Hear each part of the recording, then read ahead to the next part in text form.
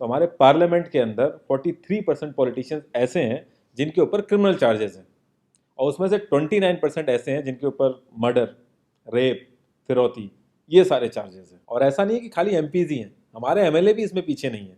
अगर मैं 2015 दिल्ली इलेक्शन की बात करूं तो उसमें 70 में से 43 नेता ऐसे जीत के आए थे जिनके ऊपर क्रिमिनल चार्जेस थे। और अगर करंट की बात करें तो 37 एमएलए ऐसे हैं जिनके ऊपर क्रिमिनल चार्जेस हैं। और ये ऐसा नहीं है कि किसी ने आरोप लगा दिया या एफआईआर है, ये वो चार्जेस हैं जो सुप्रीम कोर्ट के अंदर फ्रेम हो चुके हैं। मतलब पुलिस गई है वहाँ पे, उसको एविडेंस कंफर्म हुए, आई विटनेसेस मिले हैं, ये वो चार्जेस हैं। ये प्रॉब्लम तो बहुत ही छोटी सी है कि पार्टीज क्रिमिनल्स को टिकट ना दें और लोग क्रिमिनल्स को वोट ना दें, लेकिन इस छोटी सी प्रॉब्लम के लिए 1999 से लड़ाई चल रही है और अभी तक इसका सोल्यूशन नहीं हुआ है।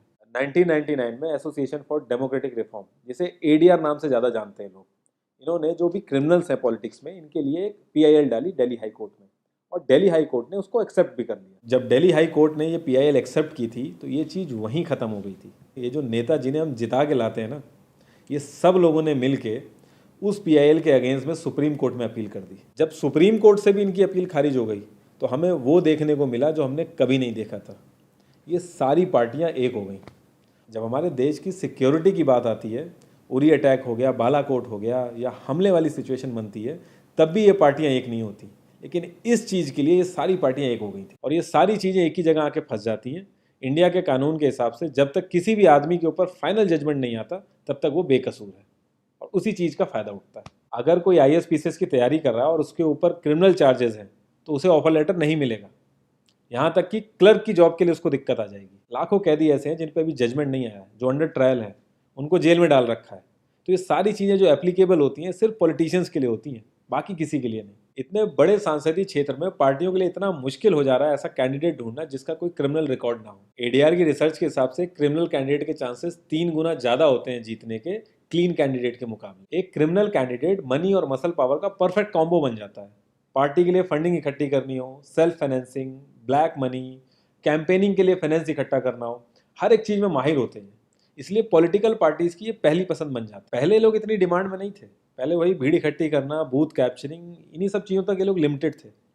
लेकिन ये जैसे जैसे इनकी वर्सेटैलिटी बढ़ती गई, ये पॉलिटिकल पार्टीज की पहली पसंद बनते गए। यार पार्टीज की मजबूरी तो समझ में आती है, लेकिन कास्ट और सिस्टम फेलियर की वजह से लोगों की भी मजबूरी बन जाती है इनको वोट देना। आज की डेट में यार एफआईआर करने के लिए भी आपको जुगाड़ की जरूरत होती है, लेकिन वहीं अगर आप अपनी कास्ट वाले नेता के पास जाओगे तो आपका काम हो जाएगा, थोड़ा बहुत आपका हिसाब किताब देखेगा, आपका काम कर देगा वो। तो ये जो सिस्टम कमज़ोर है ये मजबूर करता है लोगों को इन लोगों को वोट देने के लिए, और ये लोग पूरा ध्यान रखते हैं कि ये सिस्टम कभी स्ट्रांग ना हो। अगर तुम क्लोजली ऑब्जर्व करो तो हर नेता यही तो समझाने की कोशिश कर रहा है कि सिस्टम सारा खराब है, सिस्टम में ये कमियां हैं, और मैं तुम्हें इस सिस्टम से बचा लूंगा। और गरीबों के हक के लिए लड़ते लड़ते लड़ते वो खुद अमीर हो जाता है। यार जीतने का एक सुपर हिट फॉर्मूला है, एक एरिया डिसाइड करो, उस एरिया की कास्ट कैलकुलेशन कर लो, जो कास्ट मेजोरिटी में है उसका रॉबिन हुड टाइप या एक बाहुबली टाइप एक नेता खड़ा कर दो, जो सिस्टम काम नहीं कर पा रहा है वो काम तुम करने लगो, लोग तुम्हें वोट देने लगेंगे। इन केस अगर कोई ज़्यादा होशियार बन रहा है या लोगों में ज़्यादा समझ आ गई है तो एक छोटा सा दंगा करा दो, लोगों की मजबूरी बन जाएगा तुम्हें वोट करना। Centre for media studies CMS, इसके हिसाब से लास्ट लोकसभा जो 2019 का था उसमें 50,000 करोड़ से भी ज़्यादा पैसा इन्वॉल्व था। पूरे वर्ल्ड में इंडिया सबसे ज़्यादा पैसा खर्च करता है इलेक्शन में, यूएसए से भी ज़्यादा। तो यार तुम्हें क्या लगता है इतना पैसा खर्च करके कोई जब आएगा तो वो रिटर्न ऑफ इन्वेस्टमेंट नहीं देखेगा? ऐसे ये सारी पार्टीज आपस में कितना लड़ती रहती हैं, कितने वैचारिक मतभेद हैं इनके आपस में, लेकिन जब भी ट्रांसपेरेंसी इन पार्टी फंडिंग की बात आती है ये सब लोग एक जैसा राग अलापते हैं। ये लोग कभी भी पार्टी फंडिंग में ट्रांसपेरेंसी आने ही नहीं देंगे। एक बार जब ये लोग पावर में आते हैं ना तो पूरा का पूरा सिस्टम इनके हिसाब से चलता है, और जो पुलिस वाले इनके हिसाब से नहीं चलते ना उनका ट्रांसफर हो जाता है। 144 पुलिस ऑफिसर्स 1 लाख लोगों की सिक्योरिटी देख रहे हैं, और जब हमारे नेताओं की बात आती है तो 47,000 पुलिस वाले 14,842 नेताओं को सिक्योरिटी दे रहे हैं। अब बाहुबलियों को क्या जरूरत है सिक्योरिटी की? कभी किसी क्रिमिनल को देखा है जिसके आगे पीछे आईएएस पीसीएस पुलिस वाले जी हजूरी कर रहे होते हैं? बहुत ही वर्स्ट सीन होता है वो। हर साल रिपोर्ट्स आती हैं कि 75% से भी ज़्यादा लोगों को पुलिस पे भरोसा ही नहीं है। इंडिया एक लौती ऐसी जगह है जहाँ पे पुलिस को देख के इंसान सेफ फील करने की बजाय डरता है। एक 15 साल के बच्चे तक को पता है कि आईपीएल में सट्टा लगाने के लिए किसके पास जाना है, लेकिन हमारी पुलिस को नहीं पता। और ये सारा सिस्टम, ये जो वीक सिस्टम है, हमारे नेताओं को बहुत सूट करता है, क्योंकि जिस दिन ये स्ट्रांग हो गया तो इन सब की दुकानें बंद हो जाएंगी। इंडिया की 65% आबादी 35 की एज से नीचे है। जो हमारा लोकसभा है उसकी एवरेज एज है 54 और राज्यसभा की एज 63.5 है। एक दो केस अगर छोड़ दें तो आम आदमी के लिए पॉलिटिक्स में घुसने का रास्ता नहीं है। अगर आप गूगल पे सर्च करोगे ना टॉप 10 यंग पॉलिटिशियंस, तो एक भी नाम उसमें ऐसा नहीं होगा जिसका कोई फैमिली से पॉलिटिकल कनेक्शन ना हो। आज़ादी के बाद से 0.5% से भी कम पॉलिटिशियंस ने अपने बच्चों को आर्मी में भेजा है। वहाँ नहीं भेजते ये लोग। हम लोग इनसे मैनिफेस्टो में डिमांड ही कहाँ करते हैं। हम तो बस रिलीजियस मुद्दे देखते हैं मैनिफेस्टो में और खुश हो जाते हैं। इंडिया ने ब्रिटिश पार्लियामेंट्री सिस्टम अडेप्ट किया और उसमें एक बहुत ही इंपॉर्टेंट चीज़ है शेडो कैबिनेट, वो हमने छोड़ दी।